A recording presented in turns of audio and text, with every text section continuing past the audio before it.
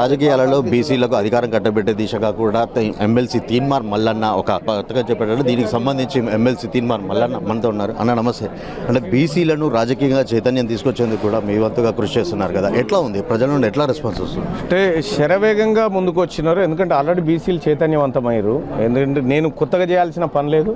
వాళ్ళు ఆల్రెడీ బీసీలు అంతా చైతన్యవంతం అయిపోయి ఇలా వాస్తవానికి మేము ఈ కార్యక్రమానికి ఏదో 50-60 మందిని విలువమని చెప్పి మా సూర్యారావు గారికి చెప్తే ఈ 400 మందిని తీసుకొని వచ్చారు. అంటే వీళ్ళంతా చైతన్యవంతం అయితేనే ఇంతమంది రాగలిగారు.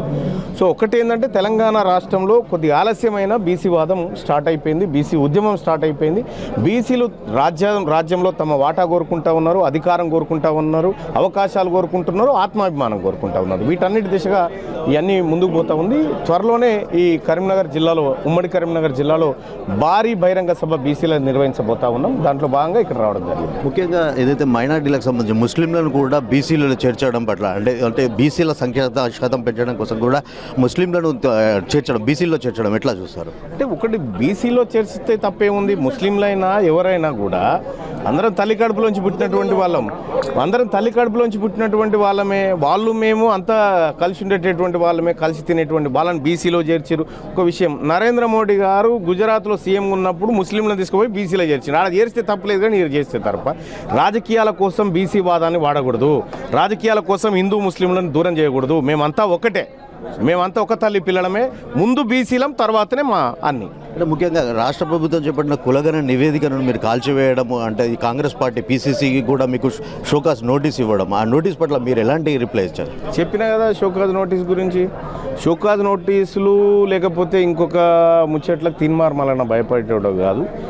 ఆ షోకాజ్ నోటీసులు పెద్దగా నేనేం పట్టించుకోవట్లేదు. అంటే ఇప్పుడున్న జాతీయ పార్టీలు ఎమ్మెల్సీ అభ్యర్థులకు సంబంధించి అగ్రవర్ణాలకు సంబంధించి టికెట్ కేటాయించారు కదా, అంటే దీనిపై భవిష్యత్తులో తీన్మార్ మల్లన్న అంటే ఏదైతే రాజ్యాధికారం దిశగా కూడా అంటే భవిష్యత్తులో ముఖ్యమంత్రి బీసీ అభ్యర్థి మాత్రమే ఉండాలంటూ కూడా ఒక గ్రౌండ్ లెవెల్లో కూడా వర్క్ స్టార్ట్ చేశారు కదా, ఎట్లా ఉండబోతుంది? అంటే ఈ ఎమ్మెల్సీ ఎన్నికలు అనేది ఈ పట్టభద్రుల ఎమ్మెల్సీ కానీ టీచర్ ఎమ్మెల్సీలు కానీ బీసీలలో వచ్చినటువంటి చైతన్యం భవిష్యత్తు ఉద్యమానికి ఒక రెఫరెండం లాగా నడుస్తూ ఉన్నాయి. ఈ ఉద్యమం ఖచ్చితంగా బీసీలకు మంచి జరుగుతుందని అనుకుంటా ఉన్నా.